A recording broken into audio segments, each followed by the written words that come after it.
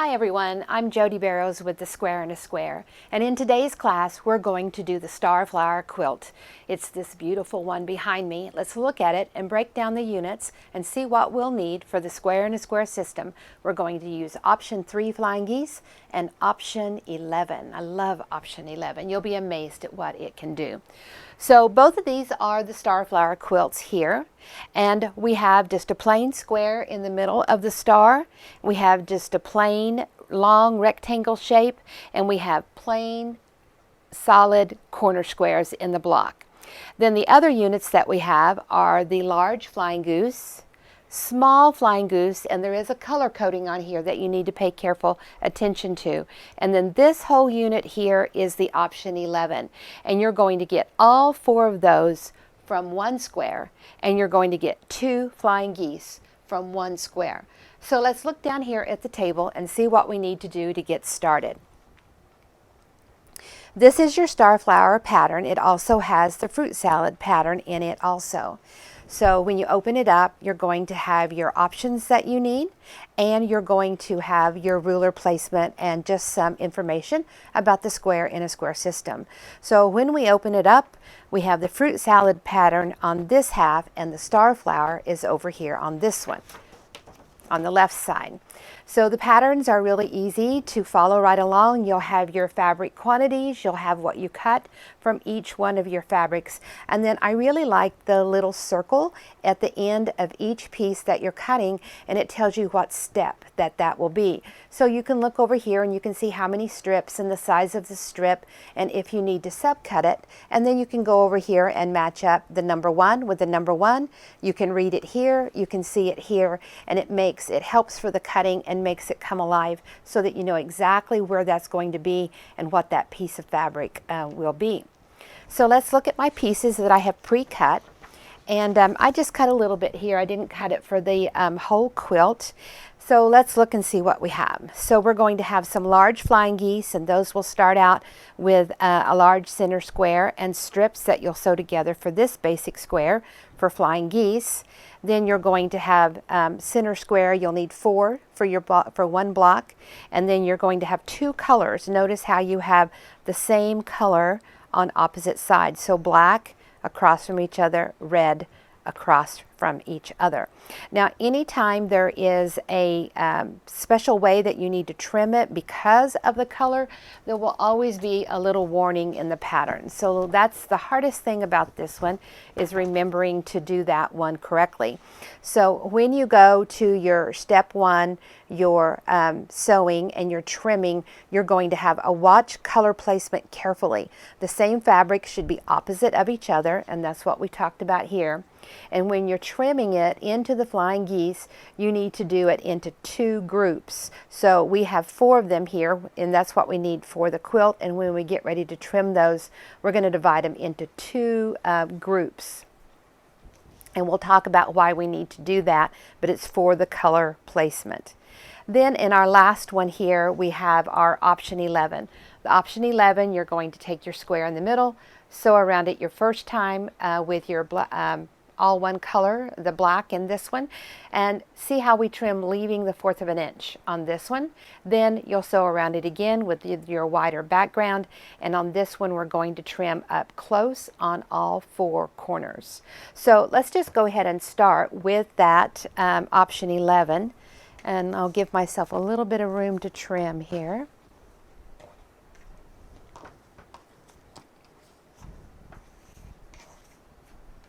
Okay, so we started out with our center square. We sewed the black strips around so it would look just like this. We trimmed leaving the 1/4 of an inch on those corners, and then we're going to sew around it again. And on this one for option 11, we're going to trim with the 2-step.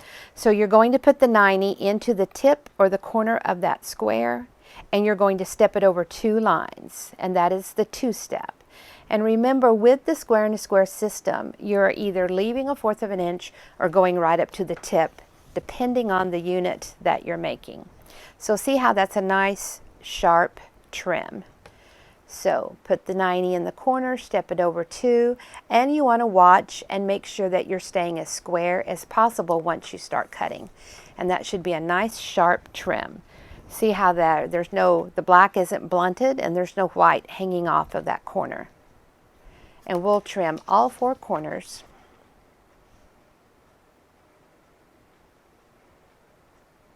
Right up to the tip. And now I want to look on the 2 outside edges that I've trimmed and make sure that that's going to stay nice and square on the outside. So only 1 square, like I have here, is what you need for your block.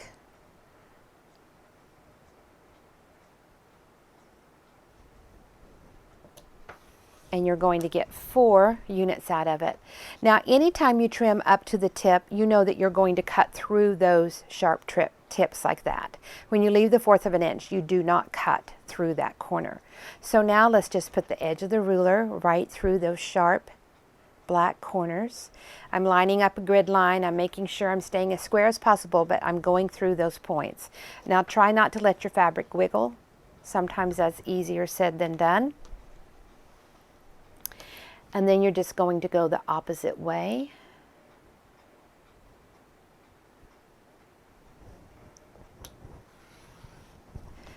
I wiggled just a little bit there, but look how you separate these out, how you get those 4 units. And that's what you have in the corner of each block. And those are going to go out or away from the corner. So we're just going to kind of separate them out and turn them. I'll place them better here in a minute. Now let's do the simple trim of the large flying geese.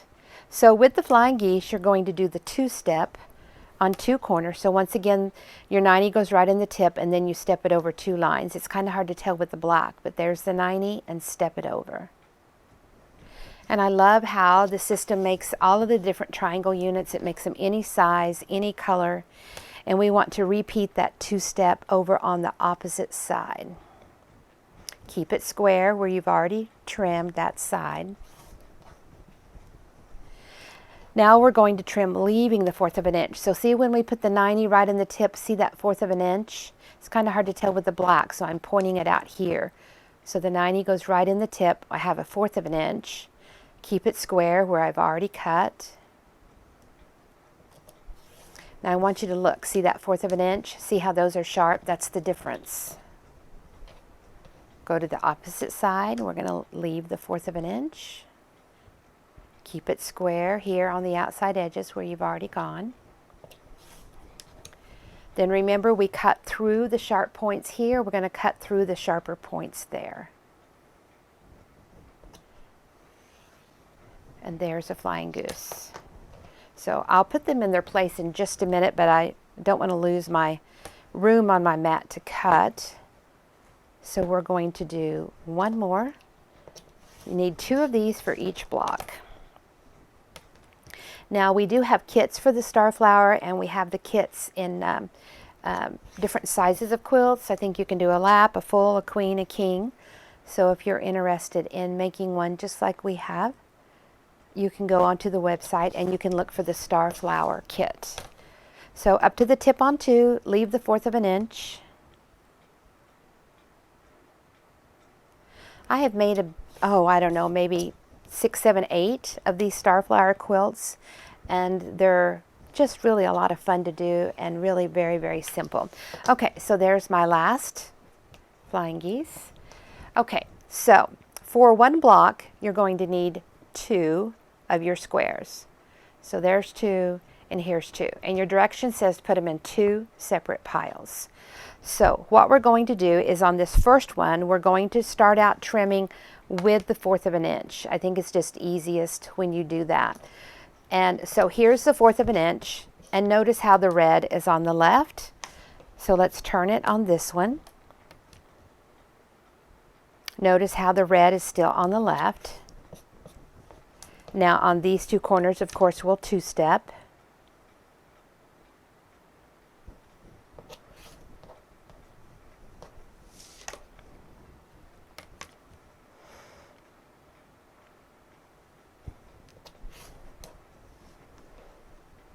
And then we'll cut through that sharp point.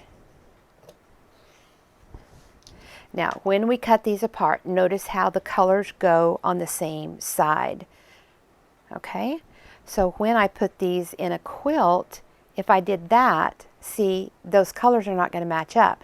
So these are going to go on this side of the block. So I'm just going to leave those doubled up there together. So you would repeat this one so that the red is on the left when you leave the 1/4 of an inch.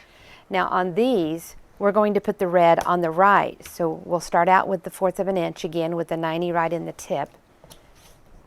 So that's why you divide them in 2 stacks, so that you can trim one way with the color on the left and the other ones with the color on the right.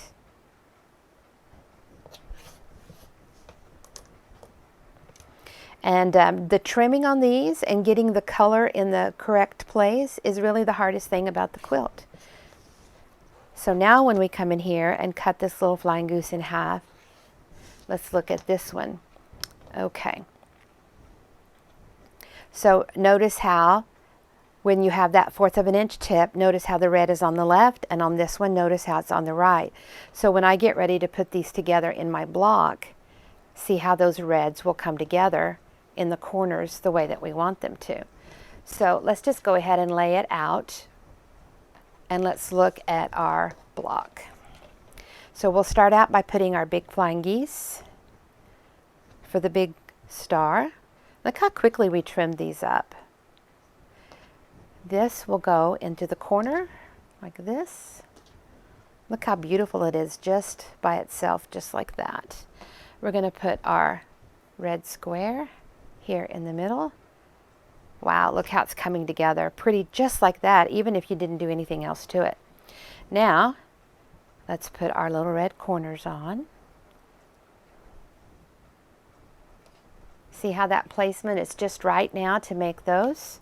Then we have some little squares in the corner.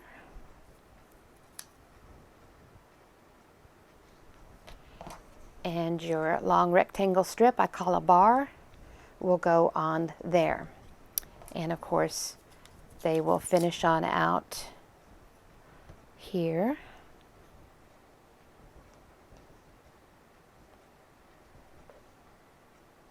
And then of course when I get those other flying geese, they'll be here in the corner. Now when I'm sewing this block together, I am going to, no matter how many you're going to do, I'm just going to take all of my flying geese and the bar, and I'm just going to stack them up like this. And I will take this section and I will go to my sewing machine and I'll just sew them all through. And remember, your bar needs to go on this big open end of the body of the goose, and so you'll just sew them down just like that and just repeat and file them through the machine. And then I'm going to take all of these corners and I'm going to stack them up just like this. For however many blocks I'm making, I'm going to do this. And the first thing I'm going to do is I'm going to take this unit and sew it together. And then I'm going to take these two and sew them together. And then of course, those two will go together. So then after those are put together, then I'm ready to come back in and I'll have this section and I'll have this section and I'll have that one, and I'll sew those together as 1, 2, 3. And I'll stack them all up because this top part and this bottom part's the same. All you have to do is take it and turn it around after they're all sewn together. So these will go together. Then when that section is done, I'll put one at the top and one at the bottom. I'll take some of these that we have and sew 1, 2, 3, that section together, and then this will go to the middle, and then the bottom one will go to the middle, and you'll be completed with your block. So hopefully you've seen just how simple it is to make the Starflower quilt. Just pay attention to your colors when you're trimming on those smaller flying geese that will wind up here on the outside edge. This one is just a simple 3-color quilt, and you can see how beautiful it is. We did just a little bit of sashing and a cornerstone, and you get the interaction of this block coming together here. If you want to get a little bit fancier and use some other colors, then we switched out these here in the corner and added some different colors than the main star flower. Same simple sashing and cornerstone, and you get the same great interaction here of your blocks coming together. Once again, the square and square system has shown you how easy it is to take the different units. This time we used option 3 and option 11 and build on those to make a beautiful quilt. No matter what quilt you desire to make, it's just the square and a square technique away. Remember, one ruler, one system makes every triangle unit, and it makes them any size that you want. We just start out with a basic square. Square in the middle, strips on the side. We let the ruler do the magic of trimming it up for you. You get really nice, clean units, and all of your seams will match up lovely when the beginning foundation of your quilt has removed the human element and has given you more perfection. The square and a square system will set you up for success and will help you make any quilt on your quilt list. Thanks for watching.